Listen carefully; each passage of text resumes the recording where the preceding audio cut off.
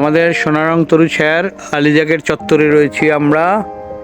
আমাদের সঙ্গে রয়েছে অনেক বৃক্ষপ্রেমী, এর মধ্যে অন্যতম তাবাসসুম রিফা। তোমার বাগানের নাম কি? শখের বাগান।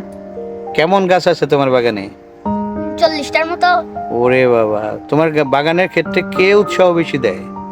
আব্বু আর আম্মু? দেয়।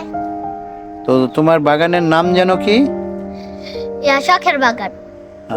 তারপর তোমার কি গাছ এখন লাগানোর খুব ইচ্ছা?